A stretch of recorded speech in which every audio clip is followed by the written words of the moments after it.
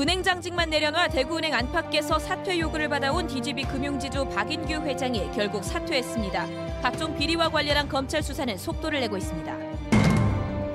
대구시가 건립을 추진 중인 노사평화의 전당이 노동 기본권을 무시한 반헌법적인 내용을 담고 있다면서 민주노총이 반대하고 있습니다.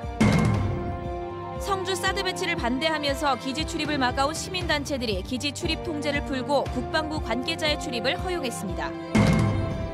김천 혁신도시에 있는 공기업인 한국건설관리공사 전현직 임직원들이 국회의원 보좌관 등의 청탁을 받고 채용 비리를 저지른 것으로 드러났습니다. 시청자 여러분 안녕하십니까? 계속해서 대구 경북 소식입니다. 박인규 DGB 금융지주 회장이 회장직은 유지한 채 은행장만 사퇴하겠다는 꼼수로 버티다 결국 모두 물러나기로 했습니다. 은행 안팎의 비난 여론이 커지는 데다 검찰 수사가 점점 좁혀오고 있기 때문으로 보입니다. 김은혜 기자입니다.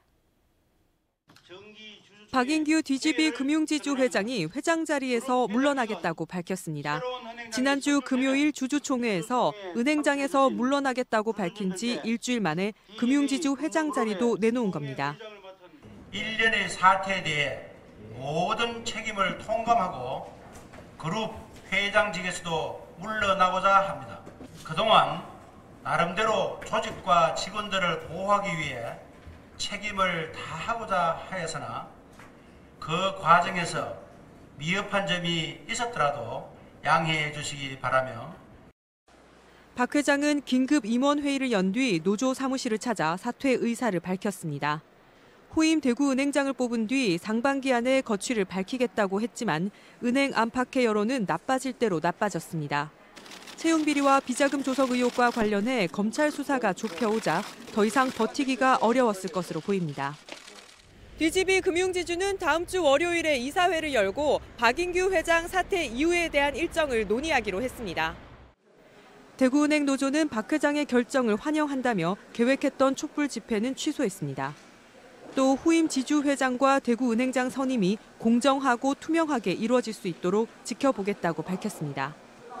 대구은행이 다시 신뢰를 회복할 수 있을지 시민들의 눈은 다시 대구은행으로 향하고 있습니다. MBC 뉴스 김은혜입니다.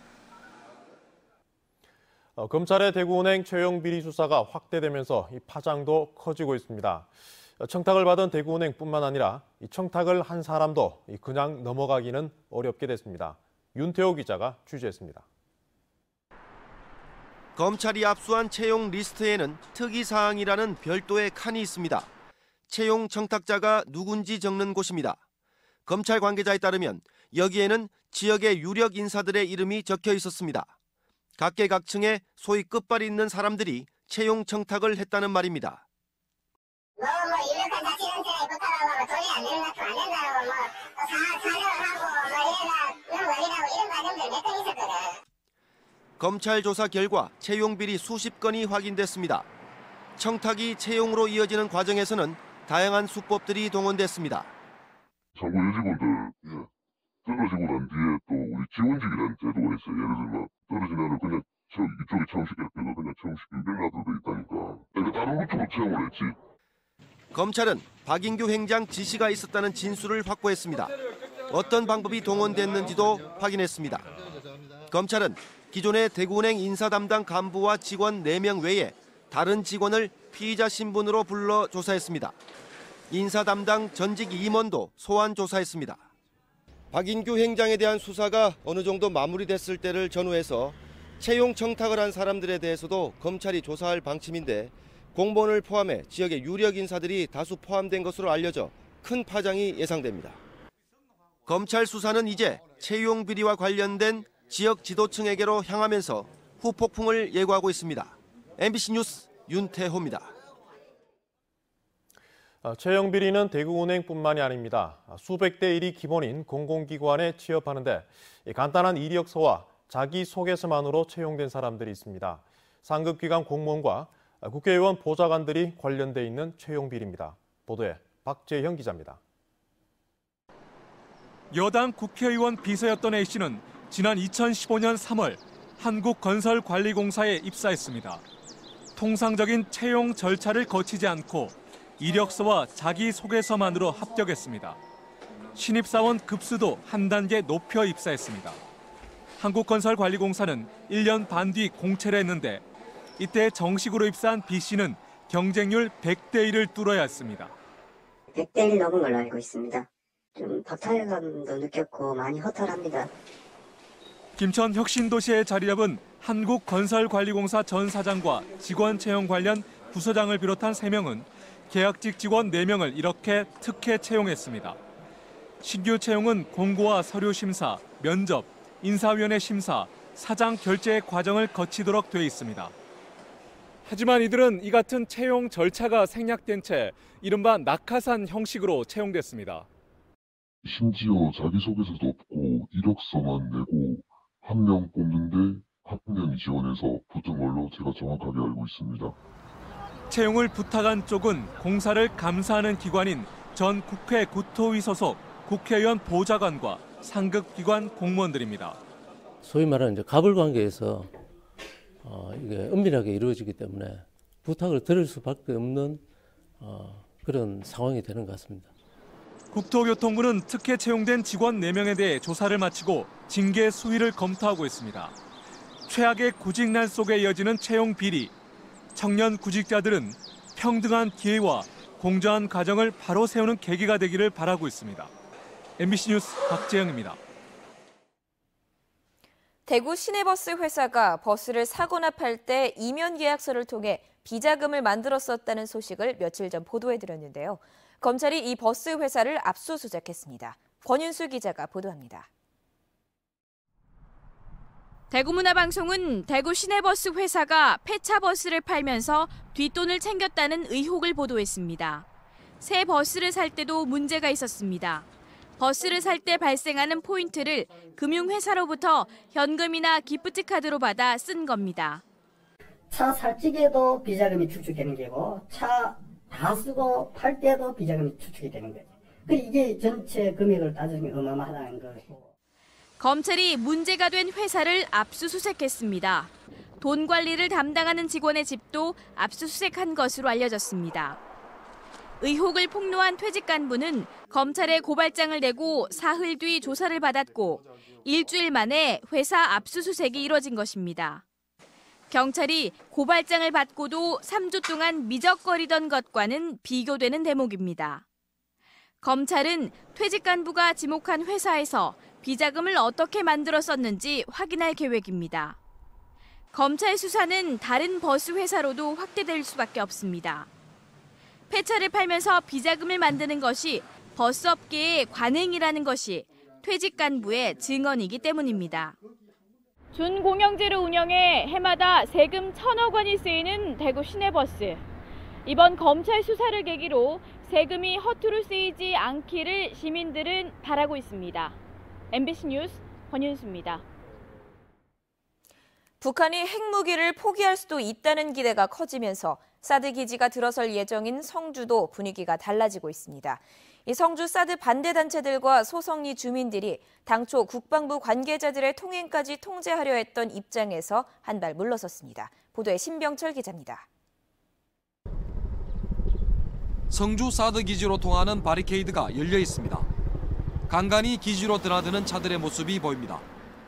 사드 배치를 반대하는 6개 단체들로 구성된 사드 철회 평화회의는 3월 28일부터 국방부 관계자들을 포함한 모든 통행을 통제하기로 했다가 그렇게 하지 않기로 입장을 바꿨습니다.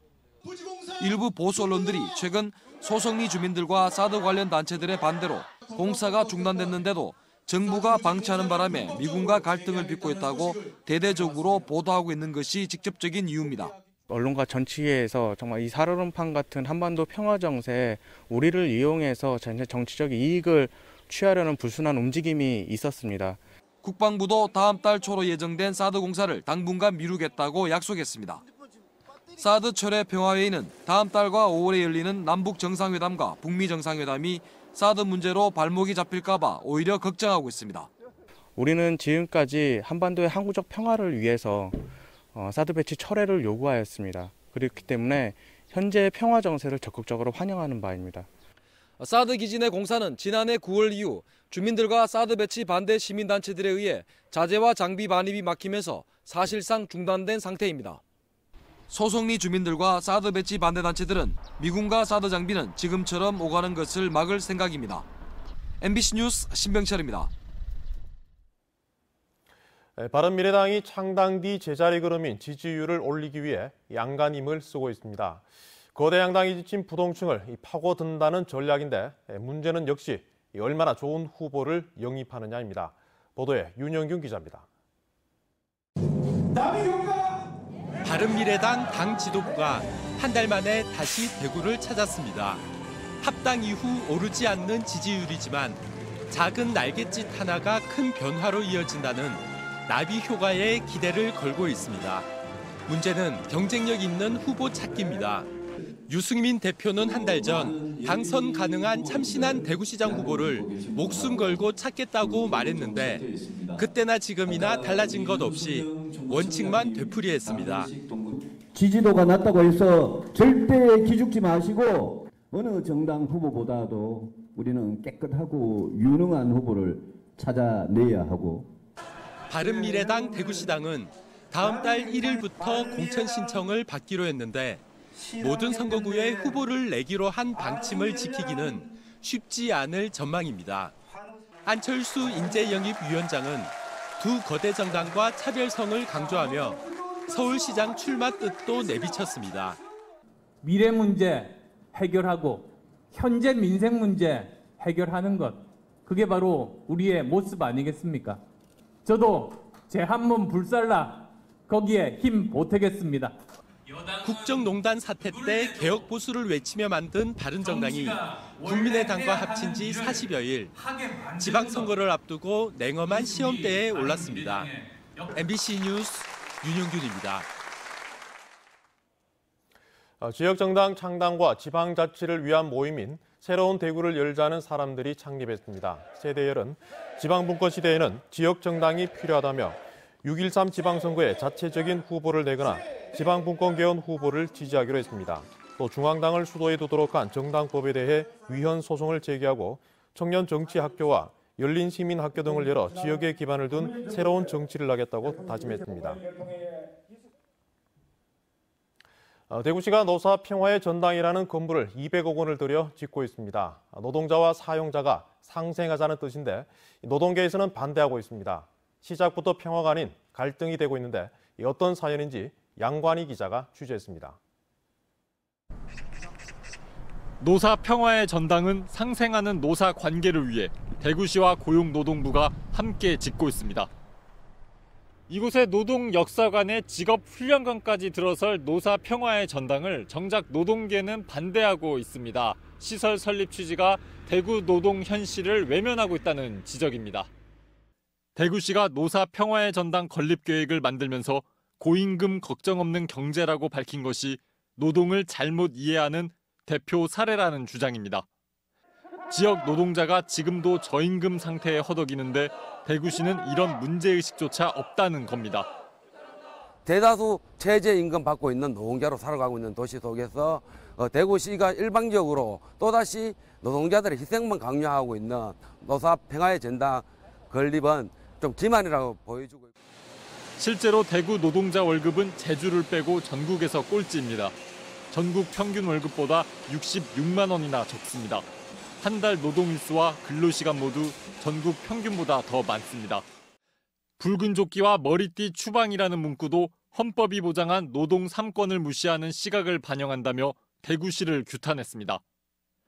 2014년도에 노사 평화에 대타협하면서 나왔는 그 언급되어 있는 문구를 이런 식으로 추진해 왔는 그 과정을 적었을 뿐이지 그거하고는 관련이 없습니다. 세금 200억 원이 투입되는 노사 평화의 전당이 설립 전부터 평화가 아니라 갈등을 부르고 있습니다. MBC 뉴스 양관입니다.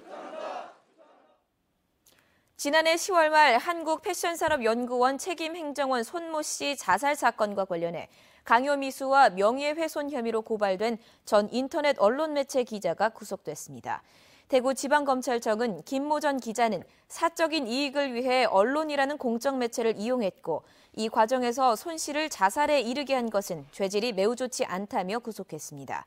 김모 전 기자는 한국 패션센터 대관을 부탁했다가 거절당하자 손 씨가 업체로부터 돈을 받고 봐줬다는 의혹을 제기하는 기사를 2차례 썼고 결국 손 씨는 펜을 든 살인자라는 문자 메시지를 남기고 스스로 목숨을 끊었습니다.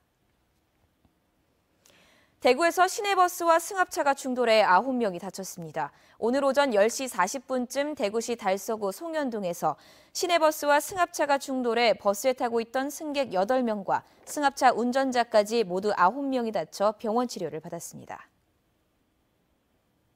전교조 경북지부는 포항 흥해의 모 중학교 A교감이 수차례에 걸쳐 비정규직 스포츠 강사에게서 수천만 원을 받았다고 폭로했습니다. 또 A교감의 비위 사실을 검찰로부터 통보받은 포항교육청이 교감에 대한 직무정지를 해당 학교에 요구했지만 학교 재단 측이 이를 무시하고 있다고 밝혔습니다. 이에 대해 포항교육청은 검찰 수사 결과를 기다리고 있다고 설명했습니다. 포항시 북구 보건소에 따르면 관내 한 산후조리원에서 지난 27일 세포 융합 바이러스 감염 신생아가 나온 뒤 오늘 오전까지 모두 6명의 감염이 확인됐다고 밝혔습니다. 세포 융합 바이러스는 면역력이 약한 신생아들에게 호흡기로 전파되는 바이러스로 폐렴이나 기관지염을 일으킵니다. 포항시 북구 보건소는 발병 10일 전부터 산후조리원을 다녀간 34명을 전수조사하는 한편 역학조사를 벌이고 있습니다. 대구 구군의회의원 121명의 재산 변동 사항에 따르면 재산 총액 평균은 7억 1,700만 원으로 지난해에 비해 400만 원이 늘었습니다. 재산이 가장 많은 사람은 72억 5천만 원을 신고한 엄윤탁 달성 군의원이고 재산이 늘어난 사람은 69%인 84명입니다. 한편 공부에 실릴 대구시장과 시의원, 구청장과 군수 등 40명의 재산 총액 평균은 13억 8천만 원이고 1년 만에 평균 4,600만 원이 증가한 것으로 조사됐습니다. 영남 여성장애인 성폭력 상담소와 구미여성 종합상담소를 비롯한 8개 시민단체는 미투 운동을 지지하고 직장 내 성범죄를 근절해야 한다고 주장했습니다. 이들은 직장 내 성범죄의 경우 피해자들이 권력의 힘에 눌려 피해 사실을 말하지 못할 때가 많다면서 수사기관이 성역 없는 수사에 나서서 가해자를 엄중 처벌하라고 요구했습니다. 지금까지 대구 경북 소식 전해드렸습니다. 시청해주신 여러분 고맙습니다.